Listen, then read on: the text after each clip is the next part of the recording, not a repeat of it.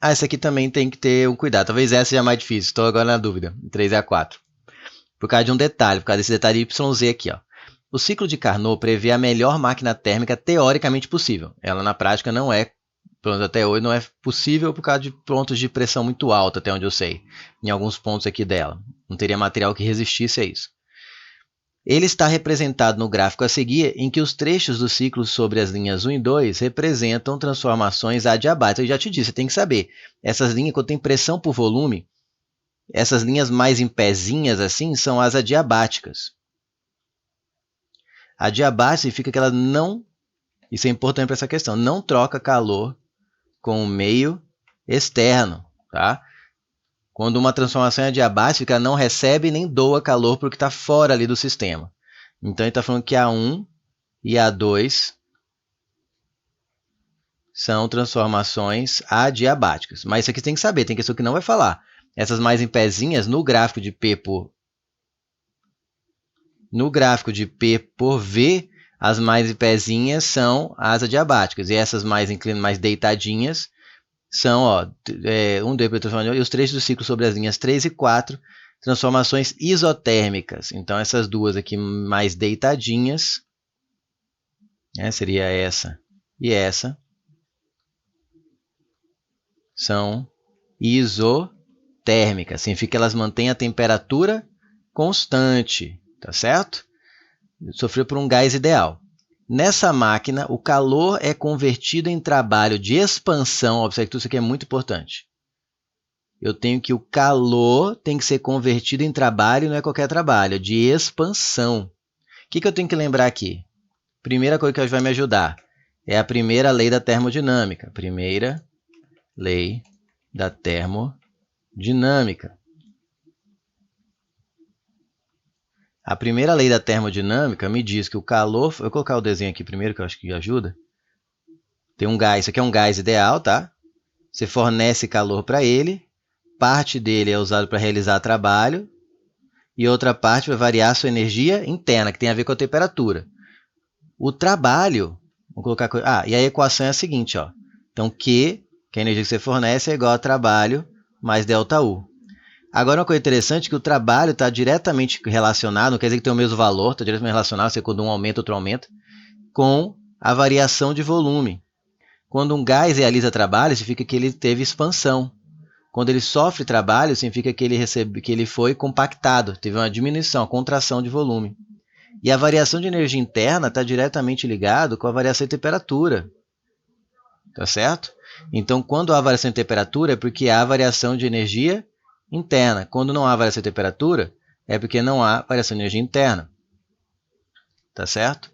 Então, o que acontece? Ele pergunta em qual trecho, né? Tem um trecho aqui, ó, x para y, olha, segue a setinha roxa, ó, x para y para z para t e t para x. Vamos pensar na expansão. O que é expansão? Expansão é aumento de volume, concorda comigo? Expansão é aumento de volume. O volume é esse eixo aqui, ó, horizontal, a setinha para lá. O aumento é para a direita. Então, já elimina aí da resposta, não pode ser o z para t, porque é que o volume está diminuindo, ó. Está indo de z para t, o volume está caindo, ó. O z está aqui, o volume, em t o volume está aqui. E nem pode ser de t para x, está fora de jogo também, porque, de novo, há a redução de volume de t para x. Então, só pode ser x e yz. Então, você já elimina a C e a E. Tá? A questão é, agora é só x para y, só y para z ou nos dois? Se você não prestar muita atenção, pode ser que ache que é nos dois, porque nos dois tem expansão e marca a letra D. Porém, aí vem a parte que você tem que prestar mais atenção, na minha opinião. Ele fala que tem que ser o calor convertido em trabalho. Vamos ver aqui no x para y. X para y é o quê? É uma isotérmica. É uma isotérmica. Tá certo? Então, aqui, a temperatura é constante. Vamos pensar melhor, vamos pensar na diabática. Na diabática, que é essa aqui, não tem como o calor virar alguma coisa, porque o calor não está sendo fornecido na Y para Z. Porque ela é adiabática. Observe que se ela é adiabática, não troca calor com o meio externo. Então, não tem calor sendo fornecido aqui para eu poder dizer que o calor é convertido em trabalho. Que o calor é convertido em trabalho. Tá certo? Eu não posso falar isso. O que é convertido em trabalho? Aqui tem trabalho? Tem. De Y para Z tem trabalho? Tem aumento e de expansão. Ó.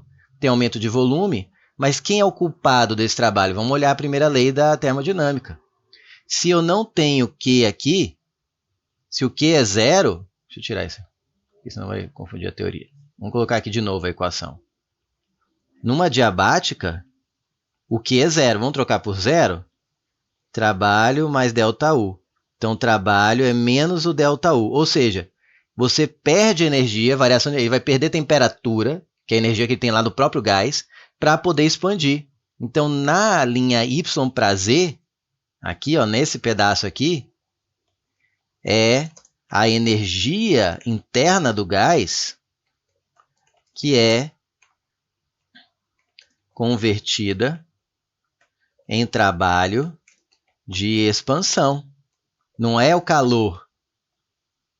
Tá? Então, só do X para Y, que aqui sim, ó, tem calor porque não é adiabático, então ele recebe calor para poder ganhar volume e manteve a temperatura, né? Aqui observe que manteve a temperatura do X para o Y. Vamos usar de novo só para vocês entenderem a primeira lei da termodinâmica, como ela responde bastante coisa. Aqui, ó, é uma isotérmica, então o ΔU é zero.